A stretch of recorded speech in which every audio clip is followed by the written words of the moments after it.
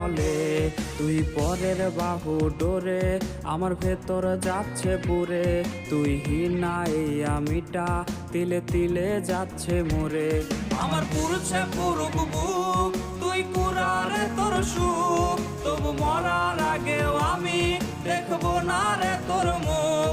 আমার মৃত আত্মাটা তোরে ডাকবে একদিন খুব, আমি দেখবো সেদিন তুই ওরে কেমনে রবি চুপ।